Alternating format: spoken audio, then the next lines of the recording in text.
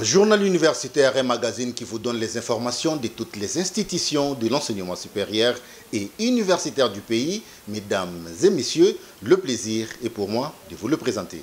Bienvenue. À l'occasion de la célébration de la Journée mondiale des sports féminins et le lancement de la saison sportive universitaire pour l'année académique 2024-2025, la ministre de l'Enseignement supérieur et universitaire, professeure docteur Marie-Thérèse Sombo, a été à la Haute École de commerce de Kinshasa pour donner les go aux compétitions qui seront organisées sur l'ensemble des institutions de la République démocratique du Congo. C'était le vendredi dernier. Volongolo, c'est un reportage. C'est la professeure Dr Marie-Thérèse Sombo Ayane, ministre de l'Enseignement supérieur et universitaire de la RDC, qui a procédé au lancement de la Journée internationale du sport féminin et la saison sportive universitaire 2024-2025 ce mercredi dernier à la Haute École de commerce de Kinshasa, EC en sigle. Une rencontre qui a été présidée par le secrétaire général de l'OSU, Pacifique Ilosio, et le directeur général de la Haute École de commerce de Kinshasa, le professeur Edson Nyonsaba, qui a réuni les athlètes des divers établissements de l'OSU. Dans son mot de bienvenue, le numéro 1 de la Haute École de commerce de Kinshasa a souhaité à ses hôtes la bienvenue à son alma mater. Prenant la parole, le professeur Dr Sombo, ministre de l'OSU, a appelé à un engagement patriotique face aux défis sécuritaires dans l'Est de la RDC et a également souligné l'importance d'encourager le jeune en général et en particulier les étudiantes à pratiquer et exceller dans le sport de le plus jeune âge. Après les lancements, la ministre de l'OSU a visité les disciplines qui seront l'objet de cette saison sportive, notamment le football, le basketball, le judo, les nzango, pour ne citer que cela. Notons que le sport féminin, au-delà de l'activité physique, est un levier d'émancipation et d'épanouissement personnel et collectif. La plus grande distinction, c'est la mention obtenue par la chef des travaux Kagir Dur Nicole de la faculté des sciences sociales, administratives et politiques de l'université de Kinshasa à l'issue de la soutenance publique de sa thèse de doctorat portant sur la gestion de l'environnement en République démocratique du Congo et partenariat éco-politique international pour le bassin du Congo. Cette cérémonie a eu lieu le vendredi dernier dans la bibliothèque numérique de cette institution. Suivez ces reportages d'Elikia Kiako. C'est par le mot d'ouverture prononcé par la secrétaire générale à la recherche de l'université de Kinshasa, agissant au nom du recteur, la professeure Marie-Claire Yandjou, que s'est ouverte la cérémonie de soutenance publique des thèses de doctorat de la chef des travaux, Kagir Dur Nicole. Cette dernière est membre de la faculté des sciences sociales, administratives et politiques au département des relations internationales. Sa thèse porte sur la gestion de l'environnement en République démocratique du Congo et les partenariats écopolitiques internationaux pour les bassins du Congo. La cérémonie a débuté par la vérification des dossiers effectués par le professeur représentant le doyen de la faculté empêché. Prenant la parole, l'impétrante chef des travaux Kagir Dur Nicole a souligné que le changement climatique causé par l'homme perturbe gravement la nature, affectant la vie de milliards de personnes. Elle a affirmé que la problématique de son travail met en lumière la gestion non garantie des forêts des États membres du bassin du Congo, malgré les efforts déployés à différents niveaux, local, national, régional et international. De manière anticipative, elle a précisé que les partenariats écopolitiques internationaux constituent une forme de collaboration entre divers acteurs tant nationaux qu'internationaux visant à résoudre des problèmes environnementaux d'envergure. Après évaluation, marquée par une série de questions-réponses avec les examinateurs, le jury s'est retiré pour délibérer. Suite à cette délibération à huis clos, la chef des travaux Kagir Dur Nicole a été proclamée docteur à thèse avec la mention « Madame la chef des travaux École Kagir Dur a réussi avec la mention grande distinction ». Dans une ambiance de joie et de satisfaction, la secrétaire générale à la recherche, professeure Marie-Claire Yandjou, a clôturé la cérémonie par un discours pertinent et inspirant. L'impétrante, désormais docteur, a également exprimé sa gratitude à travers de mots empreints des reconnaissances. Oui, c'est de mettre plus l'accent sur, mettre plus l'accent sur la gestion en évitant le déficit.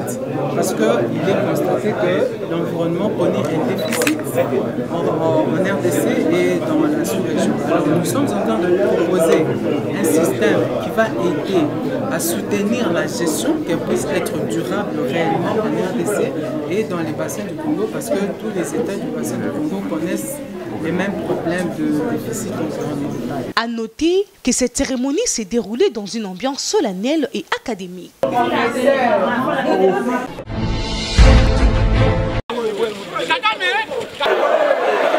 Même un centimètre carré de la RDC est plus qu'important que toute autre activité. C'est comme ça, les étudiants se sont mobilisés comme un seul homme pour dire au chef de l'État qu'ils sont avec lui et ils veulent bien appuyer toutes les actions pour consolider l'intégrité de notre territoire. Et que nos amis de Goma sachent que tous les étudiants qui sont de l'UPN, qui sont à Kinshasa, les enseignants, sont tous d'accord qu'ils leur mettent et donnent un coup de pouce de telle sorte qu'ils aient leur morale au zénith et que tout aille de l'avant et que aucun centimètre de notre pays ne soit donné à l'ennemi. Nous sommes derrière les FARDC pour que nous puissions gagner ces combats. Nous avons été depuis longtemps menacés par les Rwandais et nous avons été marginalisés par tous les États du monde, les États-Unis d'Amérique, l'Europe, l'Asie, tous les États, même la France. On nous a trop marginalisés. Cette fois-ci, nous disons non. La RDC, nous voulons prendre en main notre propre pays et nous disons non à l'agression des Rwandais, nous disons non à la balkanisation de notre pays. Et c'est pourquoi nous sommes derrière nos étudiants, nos vaillants étudiants qui sont en train aujourd'hui de marcher pour dire non à l'agression des Rwandais. Le message doit bien passer, on est fatigué de la mort à l'est du pays. Nous, étudiants de l'Université pédagogique nationale, nous ne voulons pas la balkanisation en RDC. Jamais la RDC sans l'est du pays. Les étudiants nous sommes prêts. Trop c'est trop. Trop c'est trop. La patrie ou la mort. Nous vaincrons. La patrie ou la mort. Un nouvel ouvrage vient de s'ajouter dans le secteur environnemental par le professeur Dieudonné Tarsis Kanyama-Bayabou, intitulé « La résolution des conflits économiques en République démocratique du Congo, bilan et perspectives ». C'est le professeur Jean-Faustin Bongilo, recteur de l'université de Kisangani, qui a procédé au baptême de cet ouvrage dans la province de la Tchopo. Suivez.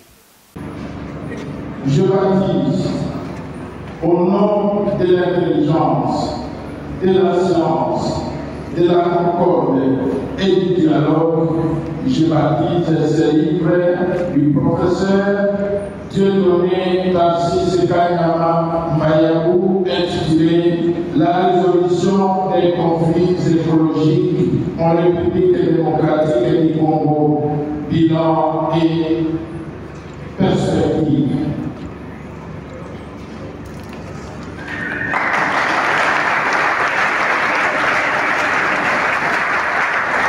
C'est par ces mots que le professeur Jean-Faustin Bongilo Boendi, recteur de l'université de Kisangani, a procédé au vernissage de l'ouvrage intitulé « La résolution des conflits écologiques en République démocratique du Congo, bilan et perspectives ». Ouvrage du professeur Dieudonné Tarsis Kanyama-Bayabou, premier avocat général pour le Conseil d'État. L'auteur de l'ouvrage présente à la première partie l'aperçu général sur les conflits écologiques regroupés en 3 chapitres. traitant les acteurs de ces conflits dans l'exploitation minière, ceux de l'exploitation industrielle du bois d'œuvre et les processus de création et de gestion des aires protégées.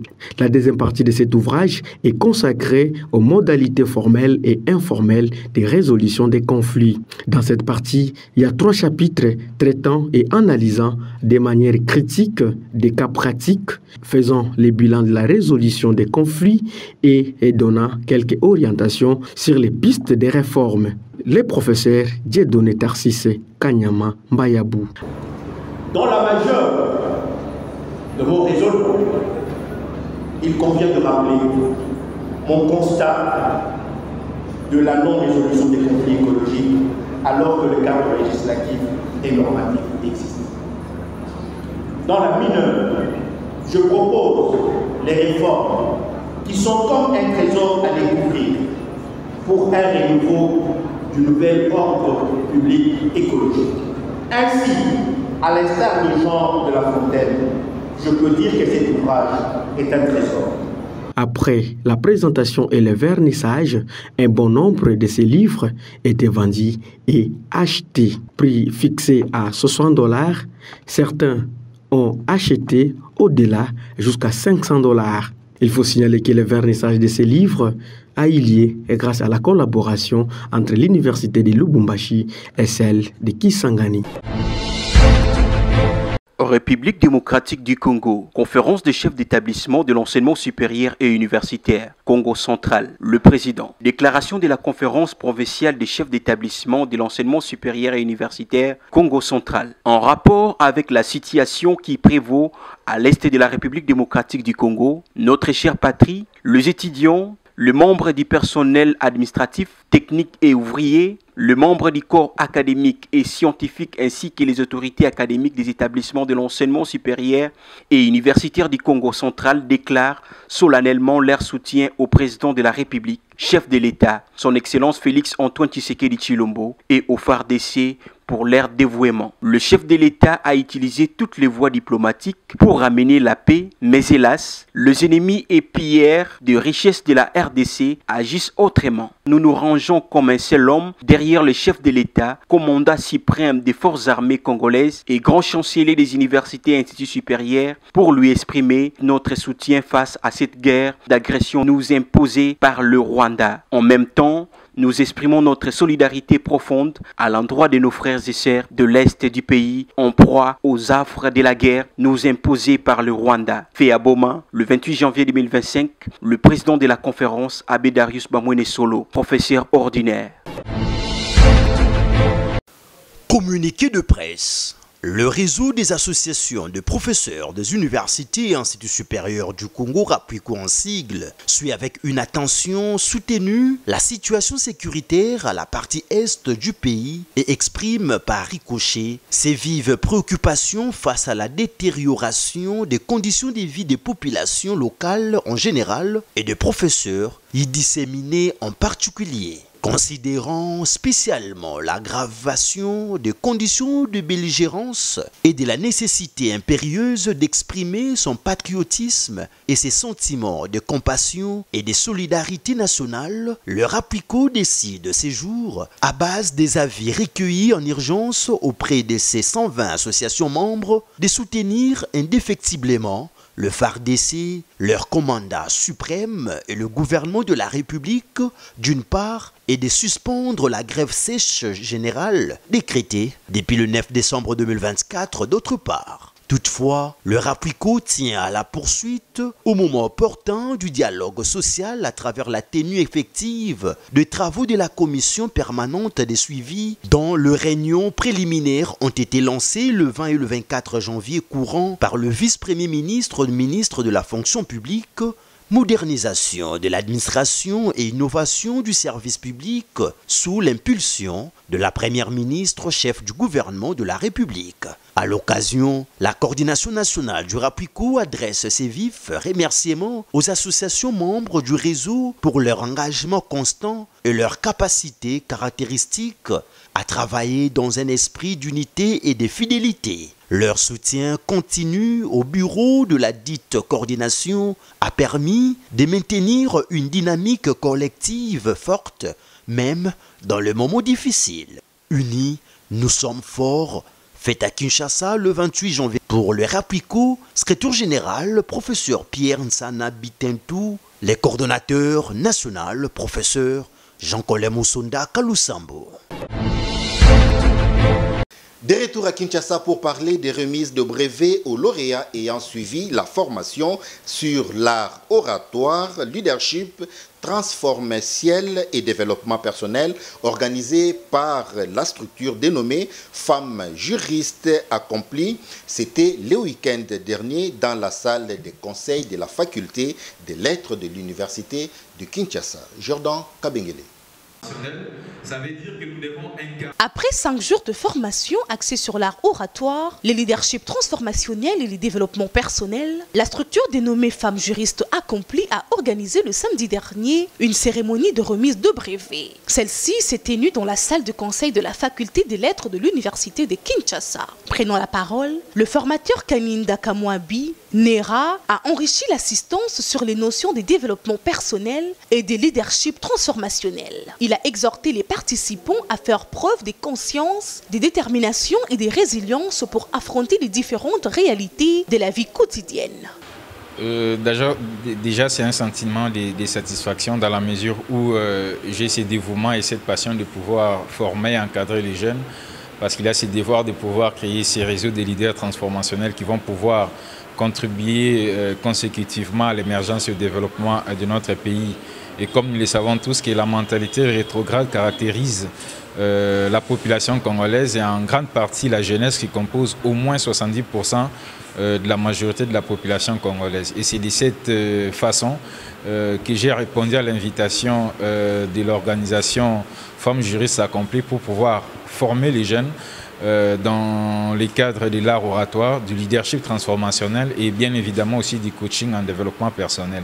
Les mots de remerciement et la présentation de la structure ont été prononcés par l'initiatrice Madame l'assistance Deborah Kandjale Bernadette. Ensuite, la marraine de l'événement, Madame la professeure Ndaya Rachel, a pris la parole avant de procéder à la remise de brevets aux participants ayant suivi cette formation de 5 jours. Une cérémonie empreinte de satisfaction et d'enthousiasme marquée par une immense joie pour l'organisatrice qui a souligné l'importance et la quintessence de cette formation. L'objectif poursuivi derrière cette formation, c'était de démontrer le leadership féminin, puisque la plupart des gens pensent que les femmes ne peuvent pas organiser une activité. Et nous voulions démontrer ou mieux laver cette mentalité-là en organisant une formation qui a duré pendant 1 semaine. On est vraiment très contente de voir cette réussite, puisque ce n'était pas facile. Nous-mêmes, on n'y croyait pas. Ça, d'abord, on n'y croyait pas. Mais on a pu découvrir nos capacités, nos compétences à organiser cette activité. Et il y a eu beaucoup de gens, dès le lundi jusqu'à aujourd'hui. Nous sommes vraiment très ravis de voir la réussite de cette activité. Il convient de noter que l'événement s'est clôturé dans une ambiance de satisfaction générale. Et dans le chapitre des inscriptions, l'Institut supérieur technique Songwa inscrit les nouveaux étudiants dans toutes les filières organisées pour l'année académique 2024-2025. Suivez.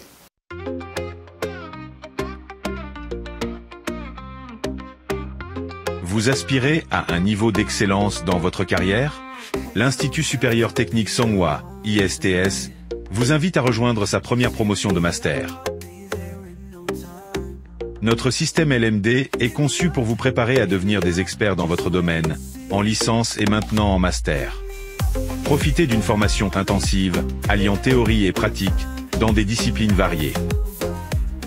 Que ce soit en sciences de la santé, en gestion économique ou en technologie, nos programmes sont adaptés aux exigences du marché. Nos professeurs expérimentés sont là pour vous guider tout au long de votre parcours. Ensemble, construisons votre avenir.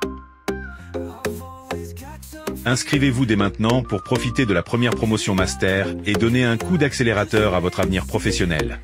Visitez notre site www.ists.ac.cd ou contactez-nous sur WhatsApp +243 98 17 85 776. Institut supérieur technique Songwa, le master qui fait la différence dans votre carrière. Notre adresse, numéro 443, 11e rue Limété, quartier industriel. Dans sa mission d'accompagner l'exécution des ODD, le Centre interdisciplinaire de recherche et d'application en développement durable a organisé la première réunion de l'année 2025 dans l'objectif de présenter son projet et plan d'action 2025. Cette activité a eu lieu le samedi dernier à l'hôtel Hamilton basé à Lingwala. Jordan Kabengele pour les détails.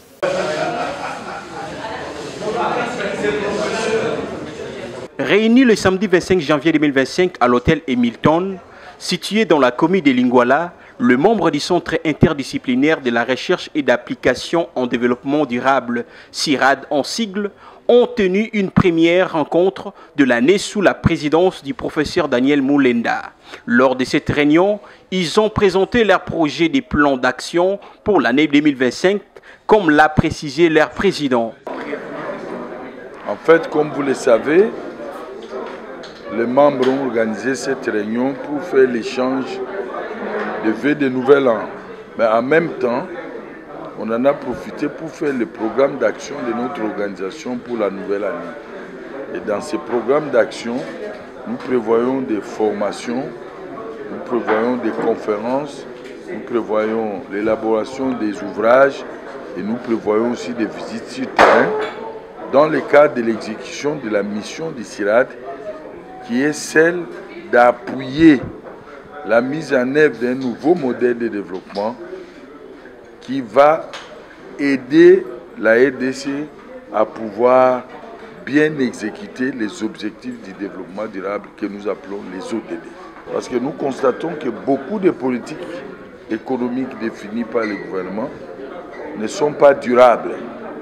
C'est-à-dire qu'ils ne retiennent pas la variable environnement à sa juste valeur. Donc nous devons continuer à sensibiliser les dirigeants, les étudiants, les entrepreneurs pour que la variable environnement revienne dans la tête de tous les décideurs. Ainsi, nous aurons à protéger notre méga biodiversité et nous en tirerons beaucoup de dividendes. Au cours de ces échanges, les participants ont discuté des principes actions à mener en 2025. Par ailleurs, cette rencontre a également été l'occasion de changer les vœux pour le nouvel an. Dans sa mission d'accompagner l'exécution des objectifs de développement durable ODD en sigle, le CIRAD a annoncé plusieurs initiatives pour cette nouvelle année. Parmi elles, la production d'un ouvrage commun, l'appui à l'organisation des conférences et des formations, ainsi que le soutien à diverses initiatives sur le terrain, afin de rendre les actions plus opérationnelles.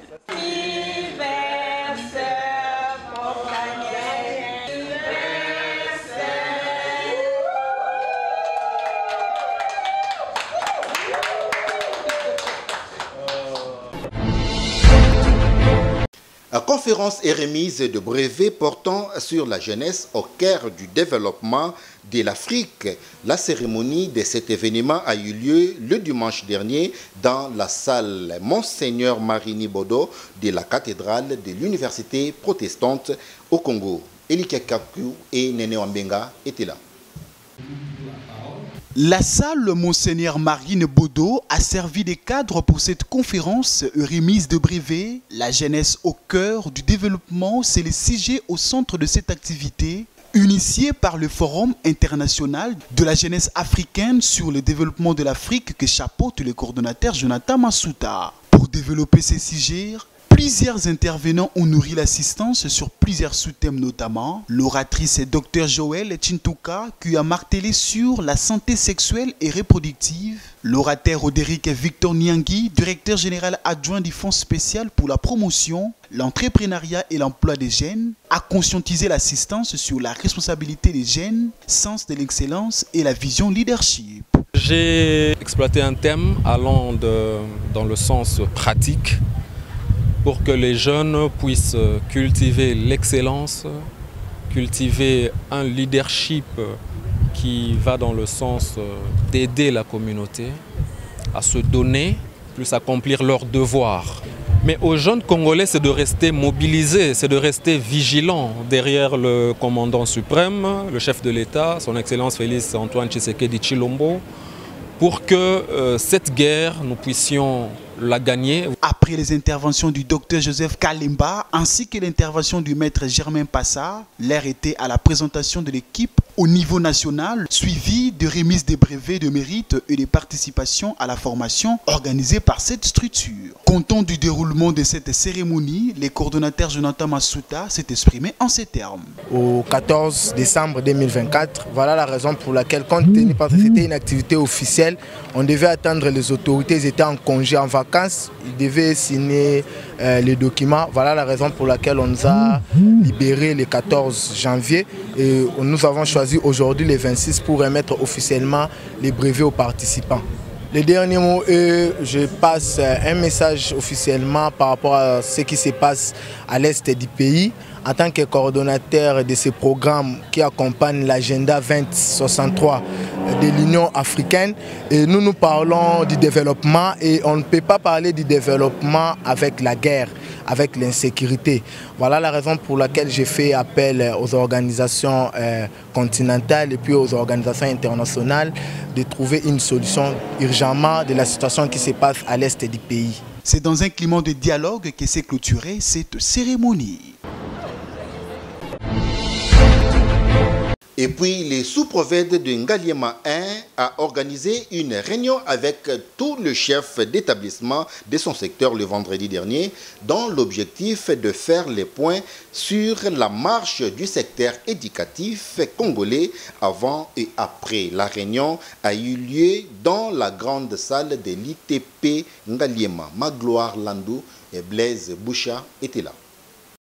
C'est dans un climat de paix que s'est tenue cette réunion convoquée par le sous-prophète d'Ngaliema 1, M. Benjamin Lokenge, réunissant les chefs d'établissement de la dite division. Au cœur de leur échange, plusieurs sous-thèmes ont été développés, notamment le rappel de quelques instructions relatives à l'organisation de l'examen du premier semestre, l'octroi de cartes scolaires et les divers concernant le préparatif de la cérémonie d'échange de vœux prévue pour le mois de février. Le sous-prophète de Ngaliema 1, Benjamin Lokenge, a au cours de son speech insisté sur la nécessité de corriger les erreurs du passé et de mettre en œuvre les nouvelles orientations en martelant également sur le programme national et la pertinence du TINASOSP à travers son manuel intitulé « Réussir au TINASOSP ». Tout lié aux examens du premier semestre. Alors, parce qu'on organisait ça, nous avons voulu attirer l'attention de certains chefs d'établissement qui ont l'habitude de demander des orgamates, de chasser les enfants à cause des frais scolaires. Nous avons dit, niet, pendant cette période d'examen, tout enfant congolais a droit aux examens. Satisfait des résolutions prises au cours de cette rencontre, un des participants n'a pas manqué de placer un mot en ces termes. La réunion s'est bien passée. Nous avons passé la réunion avec notre chef. Le chef, c'est l'autorité de notre milieu, du milieu où nous œuvrons. Les chefs, les sous-prophètes, il a toujours eu de belles initiatives. Il s'y est dénoté que l'engagement continu du sous-prophète de Ngaliema 1, Benjamin Lokenge, a élevé le niveau de l'éducation dans son secteur et se présente très prometteur.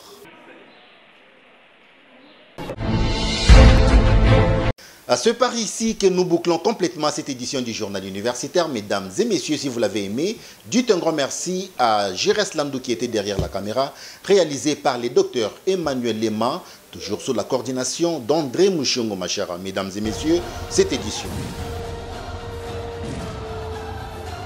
est terminée. Au revoir.